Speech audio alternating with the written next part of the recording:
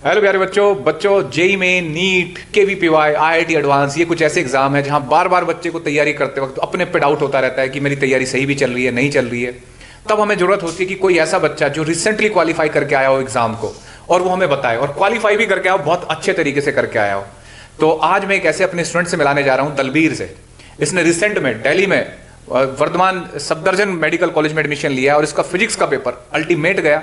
इसकी फिजिक्स की परसेंटाइल है 99.7 फिजिक्स की परसेंटाइल, इसका मतलब 170 प्लस मार्क्स है। ये एक आध क्वेश्चन गलत हुआ है। तो आज हम स्टूडेंट से बात करेंगे और आपको इस जितने भी क्वेश्चन एक स्टूडेंट के दिमाग में आ सकते हैं कोशिश करूंगा मैं वो आपसे डिस्कस करूं, ठीक है। तो पहले बात करते हैं, दलबीर अपने बारे में बताओ। हेलो दोस्तों, मेरा नाम दलबीर है और मैं Vardhman Mahavir medical college and Safdarjung hospital में रिसेंटली एडमिशन हुआ। अच्छा दलबीर, ये बताओ कैसी तैयारी, मतलब तैयारी का टाइम कैसा था, उसे याद करके क्या फील होता है तुम्हें? सर हमारी तैयारी तो कुछ ज़्यादा ही डिप्रेशन से भरी थी यार। डिप्रेशन से भरी हुई थी सर, बहुत ज़्यादा।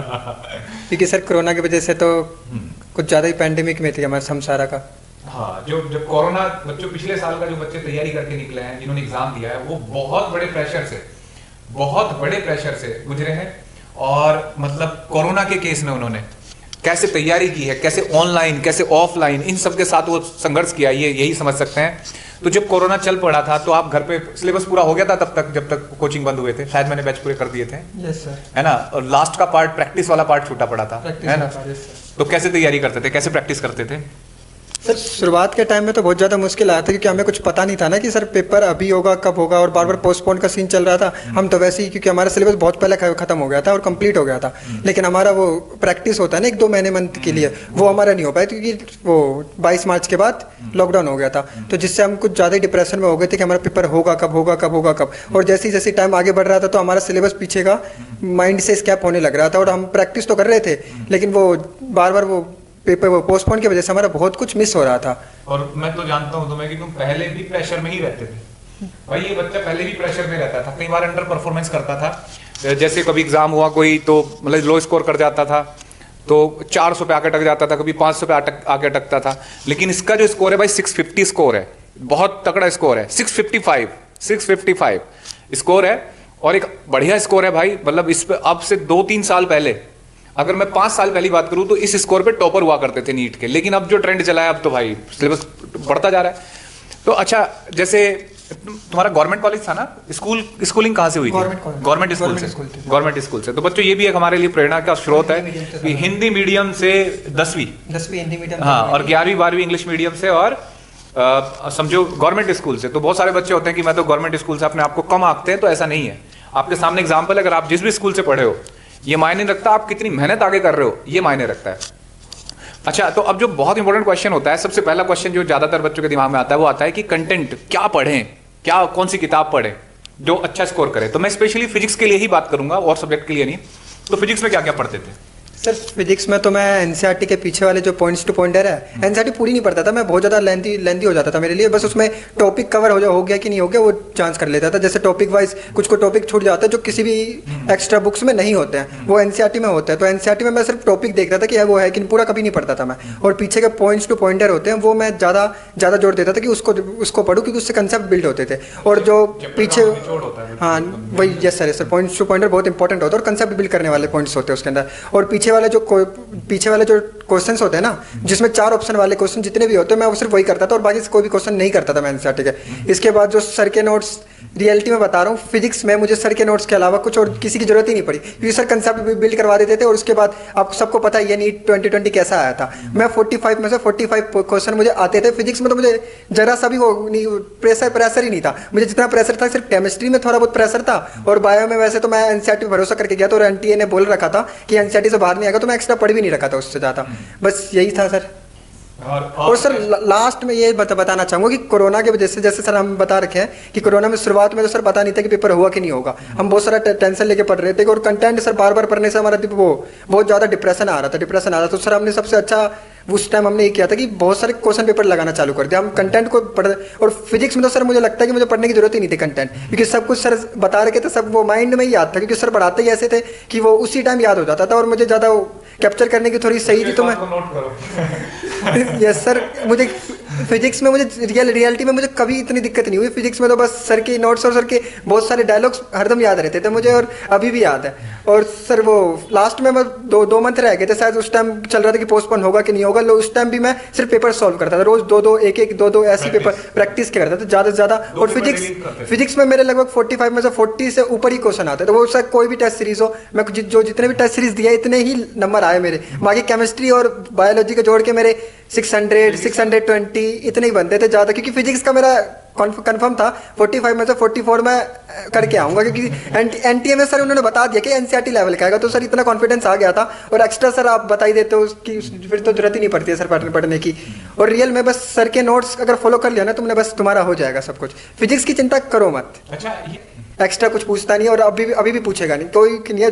2019 में और 2020 में कुछ बाहर से एक क्वेश्चन बाहर से नहीं आया, सबको पता है सर, बेसिक है। और सर जितना पढ़ा देते ना, आप कोई भी टेस्ट सीरीज करो 30 लगभग 38 से ऊपर ही आप तुम्हारे सही होंगे। और अगर तुम्हारे टेस्ट सीरीज में अच्छे नंबर आएंगे तब तुम्हारा कॉन्फिडेंस बिल्ड होता है, कॉन्फिडेंस बिल्ड। और मैं पेपर में गया था, शुरुआत में का टाइम मेरा पेपर में बहुत ऑकवर्ड चला गया था। 55 मिनट मुझे सिर्फ बायोलॉजी में लग गए थे, क्योंकि शुरुआत में सब बायोलॉजी करते हैं, मैं भी किया था। लेकिन 55 मिनट मुझे बायोलॉजी में लग गए थे, और अगले 55 मिनट में ना मैंने फिजिक्स केमिस्ट्री फोड़ दी थी, दोनों फोड़ दी थी मैंने 55 में। बस ये है कि OMR नहीं पढ़ा था मैंने, इसलिए थोड़ा सा लगभग 2 घंटे में मैंने सब कुछ क्लियर कर लिया था और आराम से बैठा था। मैम सब देख के सोच रहे थे सबका हो गया। मैं कॉन्फिडेंस था कि मेरा 700 तक आ सकता है, क्योंकि मैं उस टाइम ज़्यादा ओवर कॉन्फिडेंस था कि मेरा हो सकता है, क्योंकि पता नहीं था सर नेगेटिव मार्किंग भी कुछ होता है। और सर वो एक ही क्वेश्चन या 2 क्वेश्चन मैंने सिर्फ फिजिक्स में सिली करके आया, और इतना सिली करके आया ना कोई बच्चा भी करते उस क्वेश्चन को उस टाइम पे। लेकिन भाई ये प्रेशर था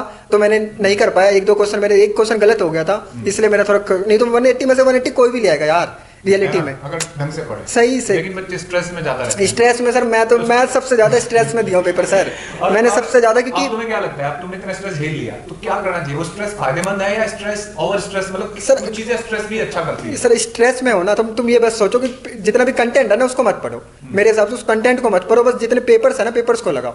पेपर जैसे अगर पर्टिकुलर सब्जेक्ट का लगा रहे हो, पढ़ना पड़ेगा ना शुरुआत में तो सर पढ़ना ही पड़ेगा। शुरुआत में तो सर प्रेशर इतना नहीं आता है। शुरुआत में जब कंटेंट जैसे ज़्यादा बढ़ते जाता है ना, तब सोचता है पीछे वाला रिवाइज करोगे, ये रिवाइज करोगे, तब प्रॉब्लम आता है। उसके टाइम पे ना तुम पेपर से लगाना चालू करो। अगर तुम्हारा वो भी ऐसे कोई टेस्ट सीरीज मत करना, उस टाइम देखो कि तुम एनसीईआरटी लेवल के कितने फोड़ सकते हो। 45 में से अगर तुमने 45 में से अगर तुम्हें 40 तक क्वेश्चन आता है ना, तुम सोचो तुम्हारा कंटेंट बेल्ट है।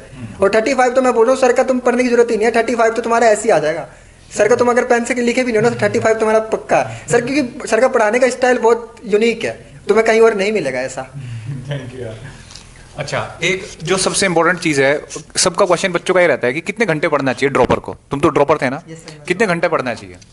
सर ड्रॉपर में तो सर मेरा कभी फिक्स नहीं रहा, रियलिटी में बता रहा हूँ सर। सेल्फ स्टडी तो मेरा, अगर फिजिक्स के लिए बताऊँ तो फिजिक्स के लिए मुझे सिर्फ 2 घंटे अगर मिल जाता, 2 घंटे पर डे, 2 घंटे हाँ पर डे, 2 या 3 घंटे। अगर शुरुआत में पढ़ रहे हो तो मैं बोलूँगा 4 घंटे तो मुझे लग ही जाता है शुरुआत में। जब कंटेंट सर, जब तुम घर पे बैठो, जब सर पढ़ा रहे, टॉपिक तुम्हारे पास है, पेन तुम्हारे पास है, लिखना चालू करो। और सर का यूनिक है, अगर तुम रियलिटी बता रहा हूँ सही से पढ़ो। अगर फिजिक्स पढ़ रहे हो ना तो सर की उसी टाइम कैप्चर करने की रखो, कि जो सर बताता है ना वो यूनिक होता है, बहुत सारे वर्ड बहुत यूनिक बताते हैं सर। और मैंने बहुत वो सिर्फ जो यूनिक होता है ना वो मैं लिख लेता था, और जो सर बता देता ना जो जर्नल होता तो वो मैं वैसे मुझे याद ही हो जाता था, तो मुझे ज़्यादा लिखने की जरूरत नहीं होती थी। शुरुआत में मैं बोलूँगा सब जितने भी सर बताते सारे कंटेंट लिखो और इसे रिवाइज करो। और शुरुआत में 3 घंटे minimum 2 per day minimum physics को दो। अगर तुम 1 घंटा 2 घंटे कंटेंट पढ़ने में दे रहे हो तो 1 घंटा क्वेश्चन में दो, क्योंकि अगर तुमने शुरुआत में कंटेंट ही पढ़ना ज़्यादा इंपॉर्टेंट होता है, क्वेश्चन बनाना है थोड़ा कम करोगे तो कोई चलेगा। लेकिन शुरुआत में अगर कंटेंट तुमने पढ़ लिया तो आगे जाके वो क्वेश्चन करने में बहुत फायदा हो जाएगा तुम्हें। कंटेंट पढ़ने की जरूरत नहीं होती, कंटेंट सिर्फ 15 मिनट में रिवाइज हो जाता है तुम्हारा सारा। शुरुआत में टाइम देना पड़ेगा तुम्हें। तुम्हारा कंटेंट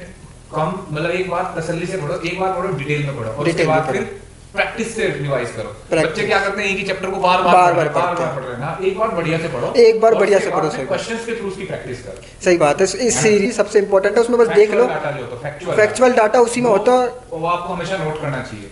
और वो तब है जब आप नोट्स बनाए उसी में स्पेस छोड़ के और जब आप एनसीईआरटी रीड कर रहे हो तब उस फैक्चुअल डाटा। और अब तो एनटीए ने बता भी दिया कि एनसीईआरटी सही सब कुछ आना, और एनसीईआरटी ही ऐसे बहुत सारे फॉर्मूले दे देता है। क्या कर रहे हैं, एनसीईआरटी के अलावा ही सब कुछ पढ़ते हैं, और एनसीईआरटी नहीं मैं सबसे अच्छा तो बताऊंगा कि एनसीईआरटी का तुमने सबको पता है सबसे मुश्किल एनसीईआरटी है, तो उसमें तुम ये मत पढ़ो। मैं बता रहा हूँ जैसे कंटेंट वाइज तुम देख लो, टॉपिक सबसे ऊपर लिखा था टॉपिक, वो देखो टॉपिक तुम्हें आता कि नहीं, सर पढ़ा देते हैं सारे टॉपिक, बस देख लो कवर करते रहो, ये टॉपिक हो गया, ये टॉपिक हो गया, पढ़ो मत उसमें, पढ़ोगे तो तुम्हारा दिमाग खराब होगा, क्योंकि रियल में किसी को समझ नहीं आता। फिर मैं डायरेक्ट बता रहा हूँ एनसीईआरटी भी हो जाएगा और तुम्हारा दिमाग भी बहुत कॉन्फिडेंस हो जाएगा। सर ने कंटेंट पढ़ा दिया है, बस तुम टिक लगाते हो ये टॉपिक हो गया, ये टॉपिक हो गया, ये टॉपिक होगा, और लास्ट में सर खुद बोलते हैं कि पॉइंट्स टू पॉइंटर पढ़ना होता है। और तो मैं तो इसलिए पढ़ता था, और पॉइंट्स टू पॉइंटर में बहुत सारे उसको समझने में टाइम लगता है, तो उसमें कंसेप्ट बहुत बिल्ट होता है। शुरुआत में तुम्हारा प्रॉब्लम आएगा, लेकिन इसलिए मैं बोल रहा हूँ शुरुआत में ज़्यादा टाइम दो, 3 घंटे मिनिमम दो।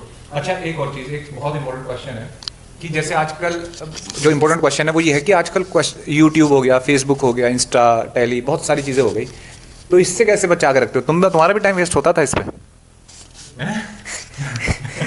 इसमें तो मैं बोलना चाहूँगा कि हाँ, इसमें तो टाइम वेस्ट होता था, वैसे वेस्ट होता था, लेकिन मेरा ये है कि जब पढ़ाई का टाइम होता तो सिर्फ पढ़ाई करना होता है। जैसे मैंने 3 घंटे अगर फिजिक्स को दे रखा है तो मैं 3 घंटे फिजिक्स को ही देता था। ऐसा नहीं है कि मैंने जैसे किसी इंस्टाग्राम में लगा था, लेकिन ये है कि 3 घंटे रेगुलर देता था मैं। ये नहीं है कि 1 घंटा अभी दे दिया, 1 घंटे उस टाइम, 1 घंटे इस टाइम। मैं 3 घंटे एक दिन में पूरा मतलब फ्रिक्वेंटली देता था कि हाँ, अब इस टाइम मैंने फ़ोन में जितना है ना एयरलाइन मोड चालू साइड में कर दिया। अगर ये है कि सबको पता है कि इससे रहा नहीं सकते, नहीं बच सकते, कोई है जो ज़्यादा ही एक्स्ट्रा ऑर्डिनरी है वही बच सकता है, वैसे तो मैं नहीं बच पाता था। लेकिन एक ना, मैं सबसे इंपॉर्टेंट जो तुमसे क्वेश्चन पूछना चाह रहा हूँ और जो बच्चों का डिमांड होती है और जो मुझे भी लगता है कि यार स्ट्रेस को कैसे हटाया जाए।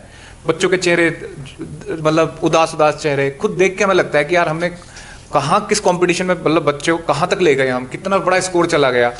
एनटीए कुछ करता नहीं है कि भाई पैटर्न में कुछ चेंज लाए, कुछ नयापन लाए, ताकि ये स्ट्रेस जो ये बहुत बड़ा स्कोर जा रहा है उसमें कुछ चेंज आए।